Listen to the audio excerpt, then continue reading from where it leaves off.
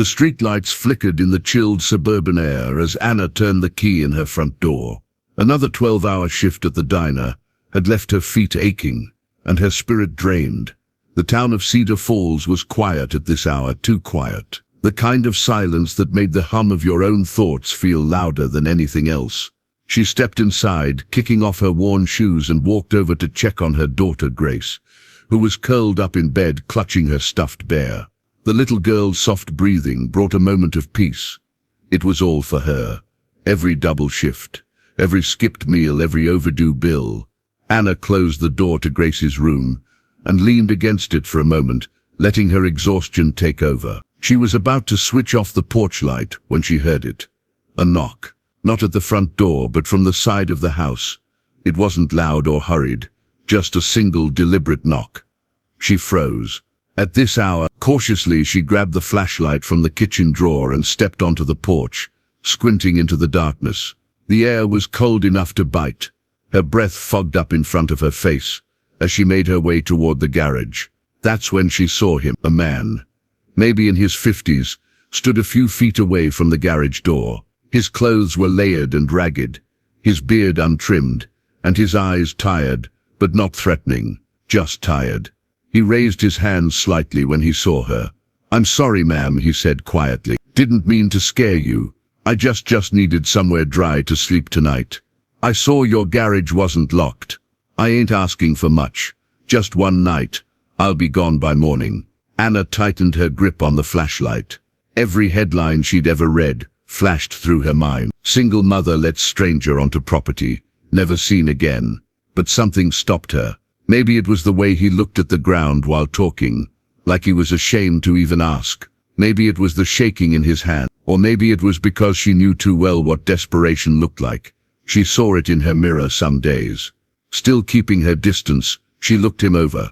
He didn't smell of alcohol. His speech was clear, no twitchy, unpredictable behavior. Just cold and grateful.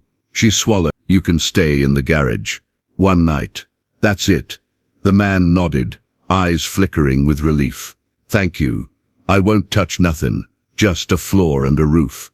That's more than I've had in a while." She went back inside and climbed the attic ladder, digging through old boxes until she found an extra blanket and an unused pillow. When she returned to the garage, he was sitting cross-legged in a corner.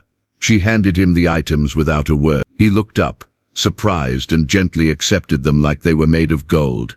"I'll be gone before sunrise. You won't even know I was here." She didn't answer, just turned and walked back inside, locking the door behind her. She peeked through the window facing the garage, and saw him spreading the blanket neatly across the floor, settling down with his back to the wall. She didn't sleep that night, not because she felt unsafe, but because something didn't sit right. Why had he picked her house? Why didn't he look like someone who belonged on the streets? And what was that strange feeling in her gut? Like she'd just opened a door to something far bigger than a one-night favor. Outside, the wind picked up again. But in the garage, the man closed his eyes and whispered softly to himself, "This feels like home." Morning arrived with the sound of steady rain tapping against the kitchen window. Anna stood at the counter pouring stale coffee into a chipped mug, her thoughts still tangled in the night before. She hadn't heard any movement from the garage, no sign that the man had left. Curiosity mixed with unease as she pulled on her raincoat and stepped outside. The garage door creaked open, and what she saw made her pause. The place looked better, tidier. Tools that had been scattered across shelves for months were now stacked in neat rows. Old boxes were reorganized. Even a small leak in the corner had been patched with a strip of duct tape. In the far corner, the man was folding the blanket carefully as if he were afraid to offend the space he had borrowed. "You didn't have to do all this," she said, stepping inside and eyeing the repairs. He looked up, surprised she was speaking without anger. "It's the least I could do," he replied. "Name's Charles, by the way." She nodded cautiously. "Anna," he smiled, faintly. "Thank you, Anna. You didn't have to help me. Most people wouldn't." Anna didn't reply right away. Instead, she noticed how his hands moved. Steady, controlled, like someone who knew how to build things, not someone who'd spent years surviving on sidewalks. "You used to work construction?" she asked. "Among other things," he said, wiping his hands on his Got laid off, then lost my place. Been moving around since. Anna motioned toward the porch. Come up for coffee, but just coffee. I've got a little girl in the house.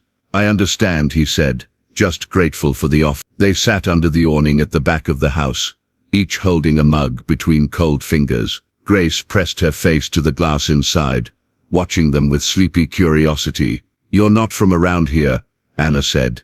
Charles shook his head. No, passed through a lot of towns, but this one felt quiet, safe. As the rain intensified, they talked cautiously, like two strangers testing ice. He told her bits of his story, how the pandemic had knocked him off his feet, how he had no family left, how pride had kept him from asking for help. Anna opened up too, about raising Grace alone, about juggling rent, childcare, and an old car that barely started, about how trust was a luxury she couldn't afford. Charles listened closely, nodding, but never offering pity. He didn't say much about his past beyond what was safe, but his eyes lingered when he looked at Grace through the window, and his face softened in a way Anna couldn't play. That night, when she walked past the garage window, she noticed Charles writing in a notebook under the glow of a small lamp. She couldn't see what he was scribbling, but the pages were full of charts, figures, and something that looked like building plan. Not the kind of thing a man down on his luck would carry around. The following morning, Anna found her car had started on the first try, something that hadn't happened in months. She stared at it for a long time, then walked slowly to the garage. You fixed it, she said, more statement than question. It was the starter. You had a loose wire. She crossed her arms. How'd you know that? He smiled gently. I told you, I used to work on things. You didn't have to. She murmured. Charles tilted his head. You gave me shelter. Let me feel human again. That's more than most people give. Anna sighed. I can't pay you. Later that day, Grace's old tricycle, abandoned behind the shed, appeared freshly painted and fully repaired. That night, the leaky kitchen faucet stopped dripping. Though Anna hadn't touched it, the garage became more than just a space. It felt like it had a presence, helpful, quiet, capable. Still, questions gnawed at Anna. Who was this man really? How could someone who claimed to be homeless know how to fix things so precisely, so efficiently? Why did he speak like someone who'd sat in boardrooms, not back alley? And why did her gut keep whispering that he was hiding far more than he let on? The night air was still when Anna's phone buzzed unexpectedly. She just put Grace to bed and was finishing the dishes when the screen lit up with an unfamiliar number. Her first instinct was to ignore it, but something pushed her to answer. Hello? She said cautiously. Miss Taylor, a man's voice responded. This is Mr. Dupree, your landlord. I just wanted to confirm something. We received a full year's rent payment on your property this afternoon, in cash. Anna's stomach dropped. I didn't make any payment. Well, it came through an intermediary. Green Line Holdings said it was part of a community upliftment initiative. I just assumed you applied. I didn't, she said slowly, gripping the edge of the counter. I've never even heard of them. A long silence followed as the truth settled into her chest. She hung up the call and turned toward the garage window. The light inside was off. She grabbed her coat, slipped on her boots, and rushed outside into the crisp night. The garage was empty. No blanket, no pillow, no toolbox, no notebook. Gone. Just like that. Panic surged in her throat. She ran back inside and checked the driveway. No tracks, no sign of movement, as if he had never been there. But the evidence remained. Her fixed car, the repaired faucet, the clean garage. He'd done all that. He was real. He had to be. She called local shelters. No one had seen him. She called the small clinic 2 towns over. No matches. She even called the police, though she wasn't sure what she'd report. A man came. A man left. He paid her rent and disappeared. 2 days passed in a haze. On the 3rd morning a letter arrived. No return address, no stamps, just a plain envelope tucked into the mailbox. Her hands trembled as she opened it. Inside was a single handwritten note on crisp white paper. You offered me warmth when I had nothing. You didn't ask questions. You treated me like a man, not a problem. Thank you for reminding me that kindness still exists. The rent is just a start. Don't be afraid to dream again. See, tears filled her eyes as she read the words again and again. She pressed the letter to her chest and stared out at the garage, now feeling far emptier than before. That night, Grace looked up at her with innocent eyes. "Mommy, is Charles gone forever?" Anna knelt down and hugged her tightly. "Sometimes, sweetie," she whispered, "the people who help us the most don't stay forever, but they leave something behind, something bigger." Weeks passed, and life moved on. The garage remained untouched. Anna couldn't bring herself to use it. Every time she opened the door, she half expected to see him sitting there with that same quiet gaze. Then came the envelope in the mail. This one bore a gold seal and a printed invitation. It was from Green Line Holdings. Anna blinked at the embossed words, "You have been selected as a recipient of the Kindness Recognition Award. Join us for an evening of gratitude and celebration." She didn't understand it. She'd never spoken to anyone at Green Line. She wasn't a community leader or a public figure. She didn't even own a proper dress. But something inside her told her to go. The gala was held at a grand hotel downtown. She felt completely out of place walking through glass doors under chandeliers. Everything smelled like wealth and power. Waiters in tuxedos served champagne on silver trays.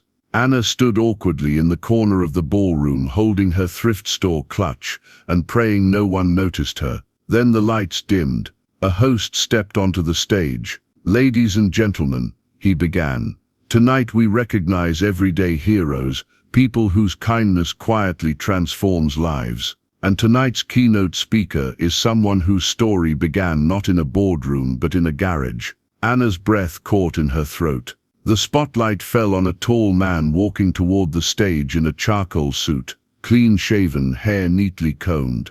It was Charles. Gasps echoed across the room as his name was announced. Mr. Charles Whitmore, founder and CEO of Green Line Holdings, entrepreneur, philanthropist, investor, and survivor of his own journey back to humanity. He took the microphone and scanned the crowd. Then his eyes met hers. "Kindness," he began, "isn't about charity. It's about being seen, truly seen. When I had nothing, one woman gave me something more valuable than shelter. She gave me dignity." Anna stood frozen, unable to breathe. She didn't ask for my past. She didn't demand my future. She simply offered warmth. That's a rare kind of wealth, and it's worth more than anything I've ever earned. He stepped off the stage and made his way toward her. The crowd parted around him. When he reached her, he didn't bow or hug. He just said one sentence, "Garage or mansion, it doesn't matter. Real warmth only comes from hearts like yours."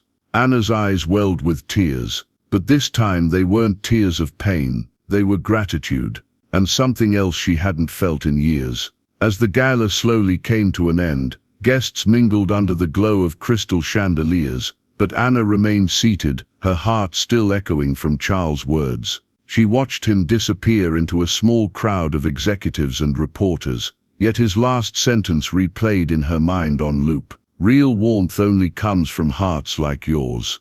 A hand touched her shoulder. She turned. It was one of the event organizers holding a manila envelope. "Mr. Whitmore asked us to give this to you personally," he said with a warm smile. Before walking away, Anna opened it carefully. Inside was a deed, ownership papers for her home, paid in full, no strings attached. Tucked beside it, another handwritten note, this one simpler than the first. "You gave me one night of shelter. I wanted to return the favor for a lifetime."